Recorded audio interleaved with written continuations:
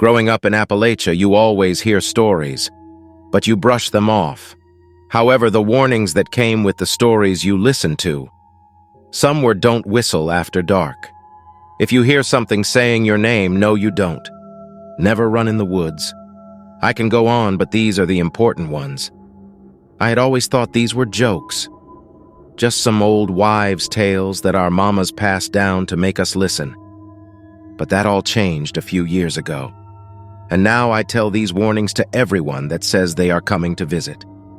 It was just another day out on the trails. I had ridden them probably thousands of times in my life. I was out checking the fence line because we had a cow come up missing. I had been out for a few hours but hadn't seen anywhere that the heifer could have crossed the fence. I turned my horse around to head back. But then I heard it. Name. I stopped my mare and looked over my shoulder, but there was no one there. I just kind of shrugged it off. I figured my sister was just playing a prank. I would head back to the house and let Mom know that she was out here goofing off. But then I heard it again. I turned around in my saddle and scanned the tree line, but I still couldn't see anyone. Sis was always afraid of the woods, so I knew that she wouldn't be further than the first trees, but I couldn't see her at all. I was starting to feel a little uneasy, so I loosened the reins and headed back again. This time, when I heard my name, it was screamed. I was instantly covered in goosebumps. It sounded just like my sister, and she sounded scared. Instead of listening to my gut that was telling me to get out of there, I turned my horse around and headed to the woods. But she started tossing her head and sidestepping. She was not having any of it. I tried to calm her down, but she started to panic more. I decided that I would tie her off on a fence post and go check it out on foot. I started towards the trees. Looking back, I don't know what I was thinking, but at the time I was trying to help my sister. It didn't take long to cross the small field and enter the woods. I started looking for her immediately, but saw no sign of her. After a few minutes, I was ready to head back to the house, but as I started to head back to the trail and my horse, I heard her scream again. Further into the forest. I took off running, calling her name. She didn't respond, but I kept running. I knew she was here somewhere, and this far in, she may be lost. My parents wouldn't be happy if I left her out here. I had to find her. I kept running and calling for her, but she wasn't answering. After calling out a few more times, I stopped running. I realized that I was pretty far past any point I could remember. I started trying to trace my steps back and quickly realized that I was lost. I can remember the cold hitting me as I realized that I had no idea which way led back to the trail. It wasn't long before I heard my name again. Only this time it was closer, and almost a whisper. I spun around looking frantically. The voice was wrong. It sounded like my sister, but it was definitely not her voice I was hearing. I could hear something moving just outside of my sight, and my hair stood on end. It didn't take long for me to make out the creature that was watching me. I heard my name again and looked right where it came from. I could make out a human shape, but it was all wrong. It was on all fours, kind of hunched over. It had a pelt of some type and an animal skull over its head. But the eyes were wrong. They were too human to be an animal. I screamed, and it seemed to smile as it lunged towards me. I turned and ran like my life depended on it, because as far as I was concerned, it did. This thing was fast, and I knew it was toying with me. I was panting and my body burned, but I wasn't stopping. Finally, I saw the trees thinning in front of me, and I wasted no time in making it out of the trees. I could hear whatever it was calling my name from the tree line as I hurried to untie my horse. I ignored the calls and threw myself into the saddle. My mare needed absolutely no encouragement to get out of there. We were soon racing down the trail, as whatever it was followed us in the trees. My heart was racing, and my palms were sweaty as we rounded the corner and the house was visible. We didn't stop running. My mare was wide-eyed and terrified. I couldn't blame her. I knew that whatever it was had just followed us home. I rushed to my dad and told him what had happened, yelling for him to get his gun. He looked startled at first, but when he saw how scared I was, he met me at the gate, opening it quickly with his shotgun in hand. Whatever it was chasing me stayed in the trees. Dad shook his head as I told him what had happened. He knew that I knew better. I had been warned my whole life, but I didn't believe the warnings or the stories. After that, no one was allowed to check the fence alone. We had to go in pairs. Don't be like me. Pay attention. These warnings may just save your life.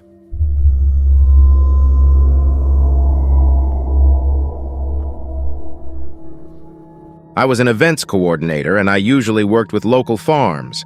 I helped them organize birthday parties, hay rides, fun stuff like that. It's a pretty neat job, and I get to bring my family along to most of the public events at a discount. The one fall, I took my parents to the annual apple-picking bash at one of the bigger farms. They were only in town for the weekend, and I figured it would be a nice way to relax. We were in the orchard collecting our apples and everything when this terrible smell hit me. It's hard to describe, but it was this acidic, metallic reek, and it was overwhelming. It happened so suddenly that it made my eyes water. The smell was so overpowering that it felt like I had the wind knocked out of me. I had to sit down for a second. My parents were fine, and my mom asked me what was wrong. I couldn't explain it. I just felt clammy and cold. It was hard to think.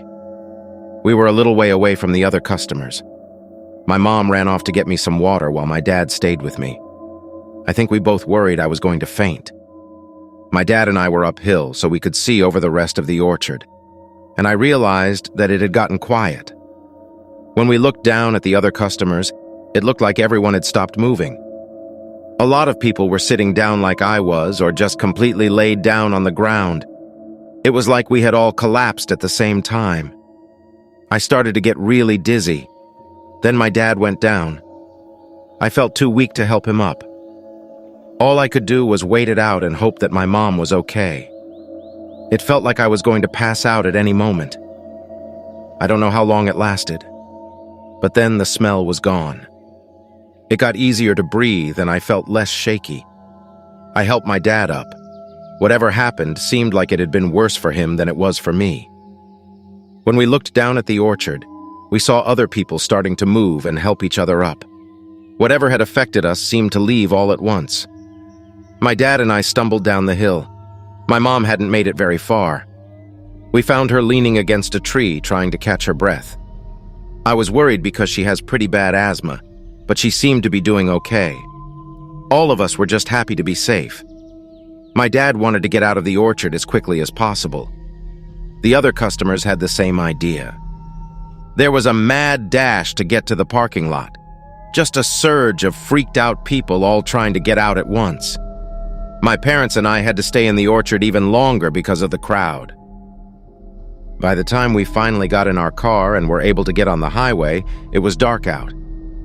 I was a little nervous about driving so soon after that dizzy spell, but I didn't have much of a choice. Now, this particular orchard was about 30 miles out from my suburb. It was a little remote, and we had to travel on a few back roads before we could reach the highway. A lot of other people were headed in that same direction, so at first I was just following the other cars. But then the traffic stopped. We were stuck in the same spot for almost 20 minutes. People started getting out of their cars to walk to the front and see what was going on. Maybe a tree had fallen into the road or something. After walking for a while, I saw what was wrong. There was a barricade of police cruisers blocking the road. And not just cruisers, they had those big tank-looking vehicles, you know, the ones they'll sometimes pull out for a riot. They weren't letting anyone pass, but the police officers stayed behind their barricade. No one even came out to talk to us or direct traffic toward a different route. We were all just stuck there. I asked a guy in front of me if the officers had communicated at all. He said no. I didn't want to cause a scene, so I just headed back for my car. And I gotta tell you, the longer I walked, the more freaked out I became. I had a feeling something really bad was going to happen. Or something bad had already happened, and now they were just out here to clean up the loose ends. When I told my parents what I had seen, they didn't know what to do either. So we were all just waiting there, in the dark, hoping the officers would eventually get fed up and let us pass. and I guess they did. It took a while, but eventually the traffic started to move. I didn't know what changed until we got closer to the front. We each had to get out of the car and get interviewed by a doctor, and they split us up. I had to talk to a physician local to the area. My mom said she got interviewed by an army nurse. It took forever, and the questions were really specific. I had to remember my entire medical history on the spot. I was scared to forget anything because I didn't know what would make them keep us there longer. Eventually, they let us pass. The drive back to my house should have only taken about an hour. Instead, it was closer to 3, and by the time we got home, we were completely exhausted. No one ever came to talk to us about that mass collapse at the orchard. I don't really know what to do with this story. I feel fine, like my body didn't get affected too badly, but I think we all took part in some sort of experiment. I truly believe that.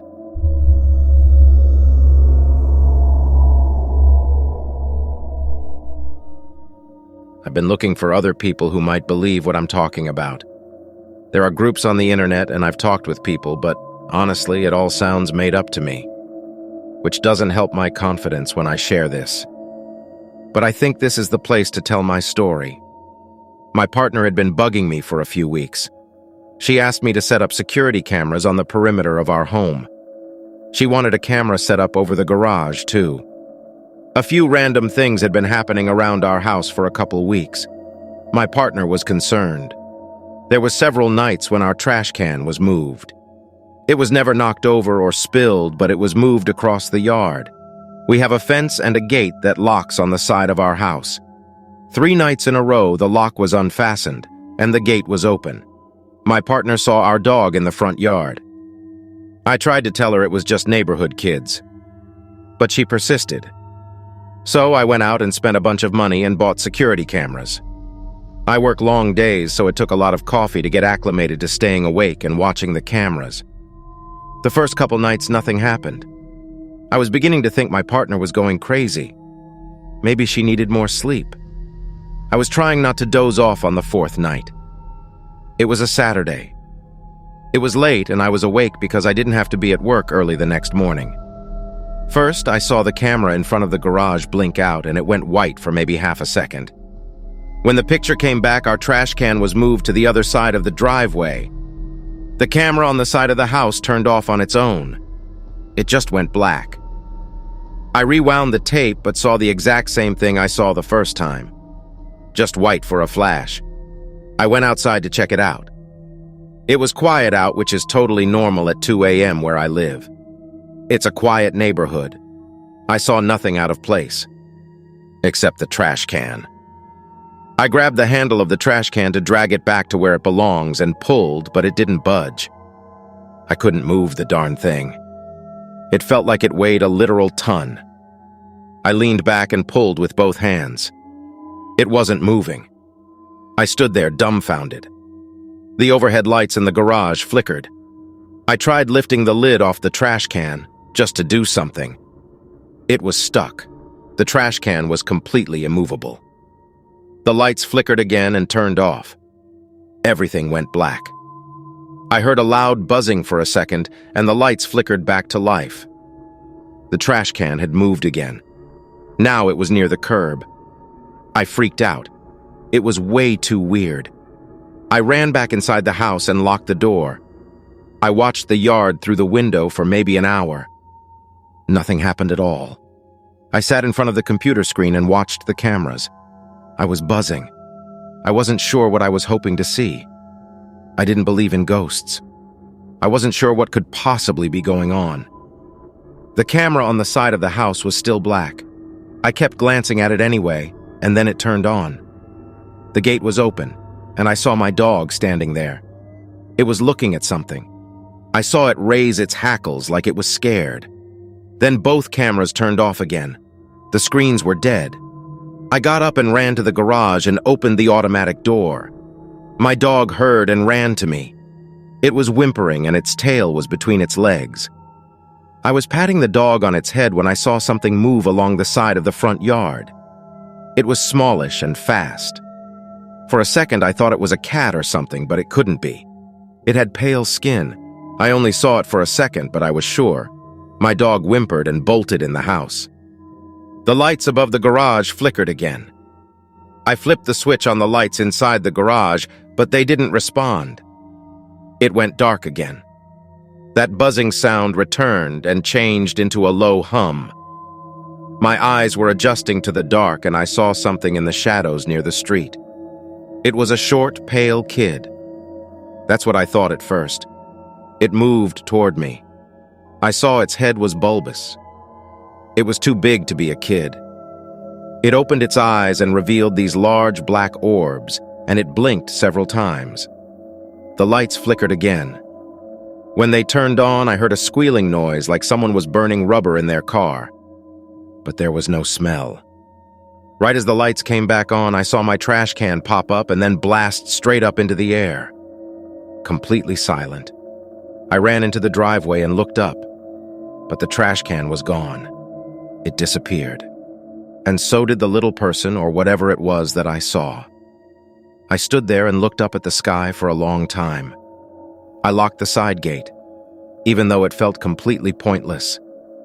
I went inside and checked the cameras. I saw nothing in the side yard camera. It had blacked out. But the camera in front of the garage was working. I rewound the footage. The trash can was sitting there. The lights above the garage flickered. The screen went white, and when it came back, I was standing in the driveway and the trash can was gone. I kept rewatching it over and over, looking for anything, a pale person or giant black eyes. But there was nothing there. My partner was right to suspect something, but I still don't know how to explain any of it. I'm hoping someone hearing this can help.